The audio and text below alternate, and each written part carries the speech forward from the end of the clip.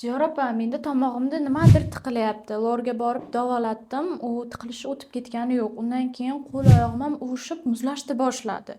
Kechga e'tibor bersam, yuragim ham shunchalik tez urib ketyapti, umuman uxlolmayapman даже. Da, siz demak lorda davolandingiz, Da, to'g'rimi? to'g'ri. Aslida esa sabab boshqa narsa. Sizda buqoqda muammo bor.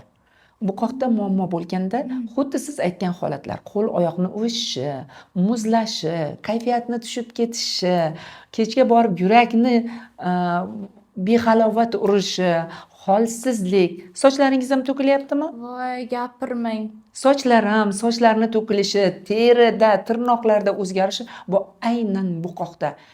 Eng yomoni bu reproduktiv sistemaga ham ta'sir qiladi. Ya'ni gormonal o'zgarish kelib chiqishiga ham sabab bo'ladi. Buni bitta sabab bor.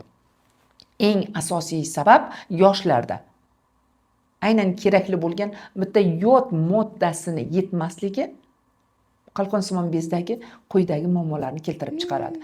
Biz lorga boramiz, tomoqni davolatasiz, yurakni davolatasiz, lekin asosiy sabab bu buqoqda. Agar siz buqog'ingizda demak tekshirib ko'rmoqchi bo'lsangiz, hatto gormonlar qilmasdan ham turib, uyingizda bitta testni tekshirib menga tashlang. O'sha erta tongdan turasiz, demak o'sha gradusnikni o'lchab, menga bitta rasmini olib tashlab, sizda aynan buqoqda qanday muammo borligini ham bilib berishim mumkin. Bu haqda gruppamda juda ko'p ma'lumotlar beraman. Telegram gruppamga o'tasiz, ma'lumotlarni ko'rasiz, yoki yod yoki buqoq so'zini yozsangiz, u yerda juda ko'p ma'lumotlar berilgan va natijalar berilgan. Siz uyda hech qanday shifokorga bormasdan turib, buqoqdagi holatni yaxshilashingiz mumkin. Agar buqoq ishlasa, qo'l oyoqlaringiz muzlashib ketadi, sochlar jilolana boshlaydi va yurak tinchlanadi. Demak, marhamat, guruhimdan o'tib juda ko'p o'zingizga kerakli ma'lumotlarni olishingiz mumkin. Yana bir imkoniyatni aytmoqchiman.